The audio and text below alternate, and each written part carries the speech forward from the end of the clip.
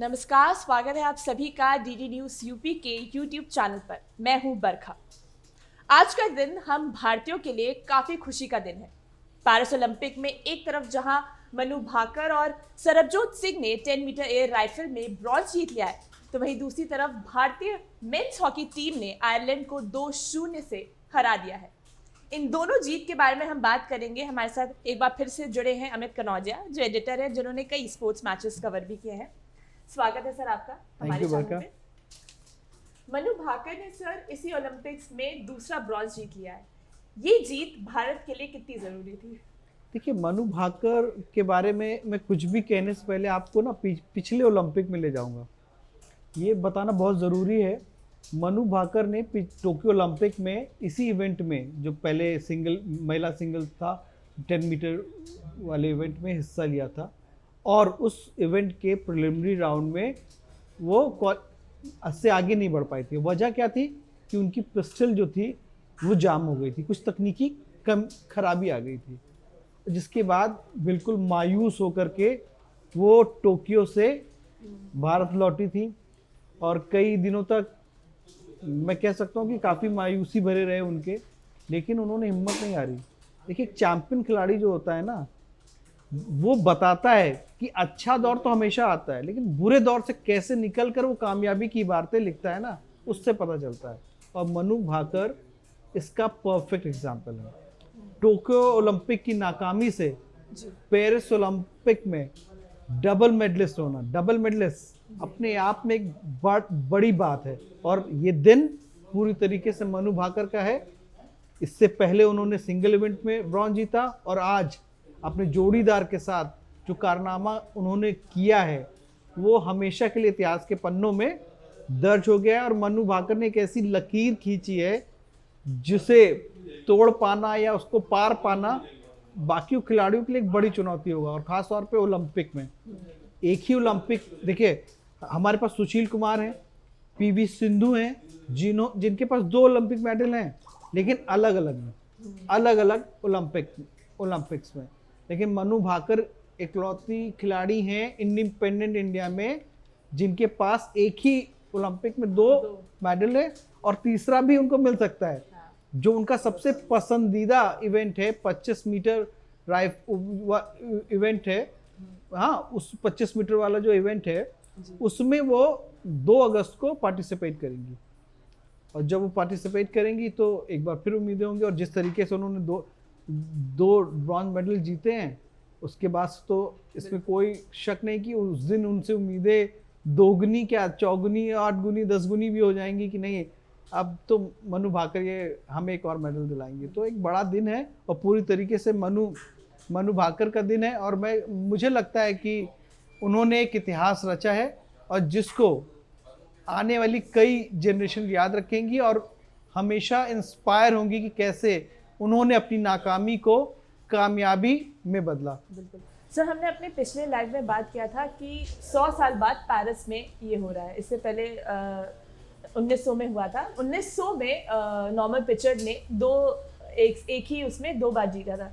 फिर से अब मनु भाकर ने ये जीत लिया है, तो अब ये देखिए एक फुल सर्कल जैसा। बिल्कुल, मुझे लगता है पेरिस भारतीयों के लिए कुछ ज्यादा ही एक अच्छी किस्मत लेकर के आया है। ओलंपिक तब भी था, हालांकि नॉर्मन पिचर्ड के साथ था कि वो इंडिया में हुए थे, लेकिन वो इंडियन नहीं थे। एक भारतीय जो कसौटी जिस पे कहते हैं ये भारतीय है, वो नहीं थे। वो इंडियन भारत में हुए ज़रूर थे। तो जो उस कामयाबी को हम, इसीलिए मैंने बोला इंडिपेंडेंट, जब मैंने आपको पहले सवाल का जवाब दिया, तो पेरिस, इसमें कोई शक नहीं, भारत के लिए बहुत खुशकिस्मत वाला एक वेन्यू है। मुझे लगता है कि भारतीय यही नहीं रुकेंगे और जो उन्होंने पिछले ओलंपिक में कामयाबी हासिल की थी उस कामयाबी से आगे जाएंगे। जो 7 मेडल जीते थे उस आंकड़े से बहुत आगे जाएंगे। और बहुत आगे जाने का मतलब मैं कहता हूँ, मैं कोई नंबर नहीं देता, मैंने पिछले लाइव में भी यही कहा था कि मुझे पूरा भरोसा है कि इस बार डबल डिजिट में भारत के मेडल आएंगे और उसमें कुछ गोल्ड होंगे, कुछ सिल्वर और ब्रॉन्ज। और ये जो मनु भाकर ने भले ही ब्रॉन्ज जीते हैं, लेकिन हमारे लिए किसी भी तरीके से गोल्ड से कम नहीं है। और उन्होंने हमारा खाता खोला है और पहले दोनों मेडल मनु भाकर लेकर के आएंगे। जी सर हरियाणा से काफ़ी खिलाड़ी निकल कर आ रहे हैं। अभी तक बॉक्सिंग और रेसलिंग में ही हम देख रहे थे कि खिलाड़ी आ रहा है, अब एक शूटिंग में भी आ गया। तो आप देख रहे हैं कि अब पहले नए सालों में हम खिलाड़ियों को ज़्यादा मैं आपको बताऊं कि शूटिंग पिछले कुछ दो दशकों से, मैं कहूँगा 2 दशकों की बात करूँगा, शूटिंग कई इवेंट्स में भारत के लिए सबसे ज़्यादा मेडल दिलाने वाला इवेंट रहा है। जी। कई बड़े बड़े नाम हुए, लेकिन ओलंपिक में जो मेडल आया वो अभिनव बिंद्रा ने 2008 में दिलाया। उसके बाद से ओलंपिक में मेडल नहीं मिला, है ना, पिछले। लेकिन ऐसे में अभिनव बिंद्रा के बाद एक नई सनसनी कह लीजिए, सेंसेशन कह लीजिए, स्टार कह लीजिए, चैंपियन कह लीजिए, कुछ भी कहिए, मनु भाकर है। मनु भाकर ने वो रास्ता दिखाया है हमारे बाकी भारतीय शूटर्स के लिए, जो शूटिंग को अपना करियर बनाना चाहते हैं बतौर खिलाड़ी, और जो अभी अपने बच्चों को भेजना चाहते हैं, जो अभी डिसाइसिव नहीं है कि किस खेल में हम उनको भेजें, तो उनके लिए। और इसमें कोई शक नहीं कि अगर आप एशियाड की बात करें, कॉमनवेल्थ की बात करें, तो कई खिलाड़ी हैं जिन्होंने बहुत सारे मेडल शूटिंग में भारत को दिलाए हैं। और अगर थोड़ा सा पीछे आपको ले जाऊं तो एथेंस में राज्यवर्धन राठौर ने भी शूटिंग में ही भारत को मेडल दिलाया था। तो शूटिंग एक ऐसा इवेंट है, ऐसी कैटेगरी है कंपटीशन की, जिसमें भारतीयों के लिए बहुत उम्मीदें हैं। हो सकता है कि इस बार कुछ मेडल उतने ना आए जितनी उम्मीद कर रहे हो, लेकिन अगर हम लगातार फोकस करें, जिस तरीके से हम एशियाड में जीतते हैं, जिस तरीके से कॉमनवेल्थ में जीतते हैं, तो ऐसी कोई वो नहीं नज़र आती हमें। और पूरा भरोसा है कि जो शूटिंग है वो हमें कई मेडल्स दिलाएगा, ना सिर्फ ब्रॉन्ज, सिल्वर, बल्कि गोल्ड्स भी जिताएगा। हमें बस ज़रूरत है कि फोकस करने की। सर सरबजोत सिंह का ये डेब्यू है, उनके बारे में क्या कहना चाहेंगे?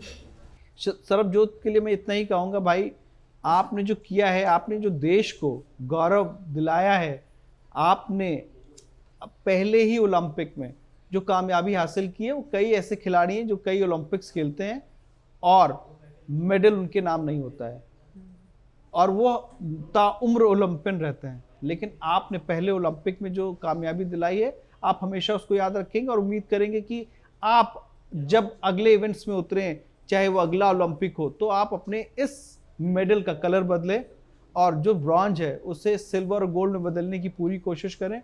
और उनके लिए एक चीज़ और कहूँगा कि उन्हें जिस तरीके से आज का परफॉर्मेंस किया, थोड़े से शुरू में वो नर्वस ज़रूर थे, लेकिन एक साथ में उनके साथ एक ओलंपिक मेडलिस्ट खिलाड़ी थी जिसका उनको एक भरोसा मिला, एक साथ मिला। तो एक युवा खिलाड़ी के लिए और क्या चाहिए? बगल में एक ओलंपिक मेडलिस्ट खिलाड़ी जो किसी ओलंपिक जिसने मेडल जीता, उसका साथ पाकर उन्होंने अपना बेस्ट दिया और पूरे देश को एक गौरवान्वित किया है और गर्व करने का अवसर दिया है। उनके माता पिता, उनके कोच आज खुशी से झूम रहे होंगे और मुझे पूरी उम्मीद है कि उनका ये सफ़र सिर्फ यही नहीं रुकेगा, अभी भारत के लिए उन्हें कई और कामयाबी हासिल करनी है। बिल्कुल सर, हमें दूसरी जीत मिली है हॉकी में। हरमनप्रीत सिंह के कैप्टनशिप में आयरलैंड को 2-0 से हरा दिया है। ये जीत भारत के लिए कितनी ज़रूरी? देखिए, ये बहुत ज़रूरी है क्योंकि भारत के लिए जो इसके बाद के मुकाबले हैं वो बहुत टफ मुकाबले हैं। वैसे भी भारत का जो मुकाबला अगला होना है वो ओलंपिक चैंपियन बेल्जियम से होना है और उसके बाद ऑस्ट्रेलिया से होना है।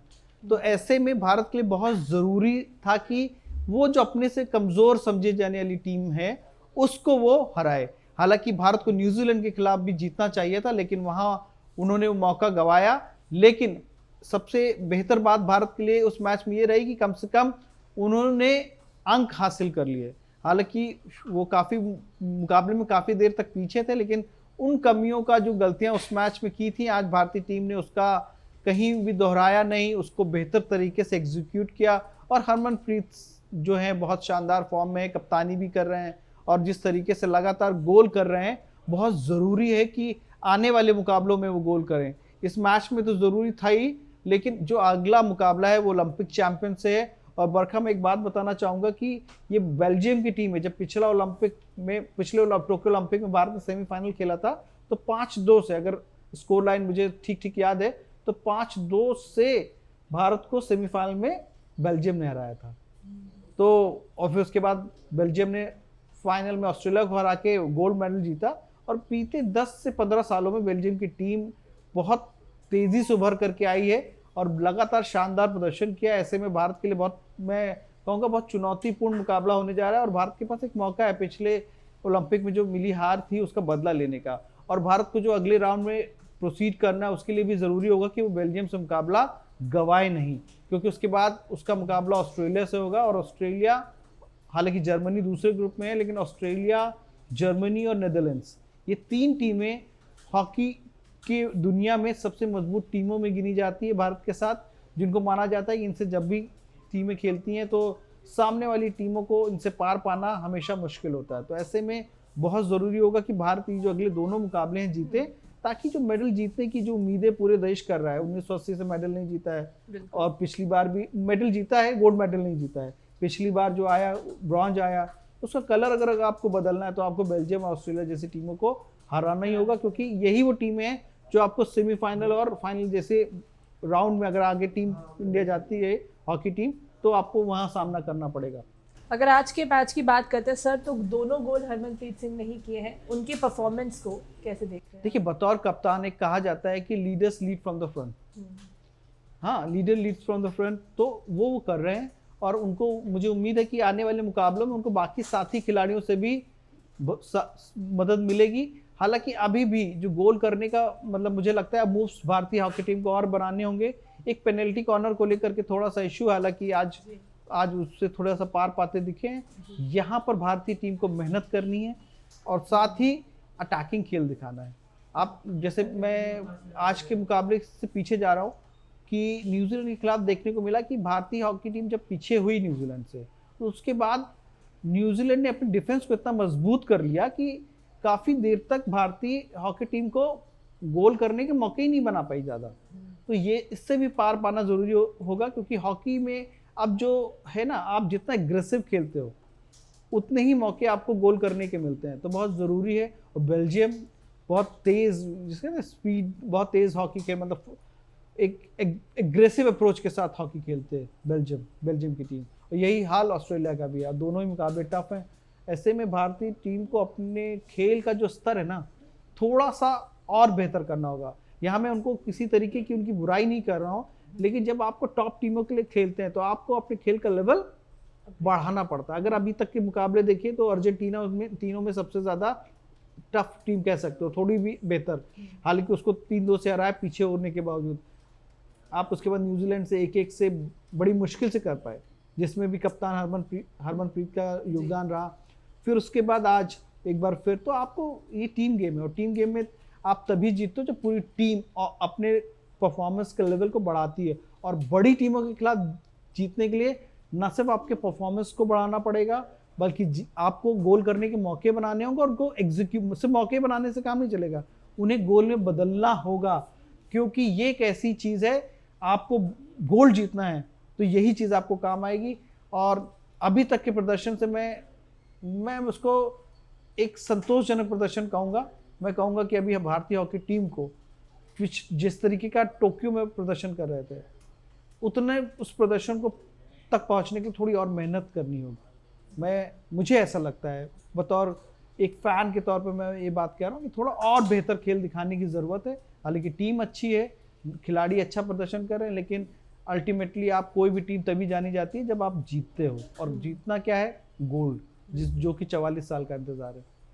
उम्मीद है इस बार गोल्ड ज़रूर आएगा। 1 अगस्त को बेल्जियम से भारत का मुकाबला है ओलंपिक्स में। उम्मीद है कि भारत इस बार कई पदक जीत कर लाएगा। हमारी नज़र उस पर बनी हुई है। आज के लिए बस इतना ही। धन्यवाद।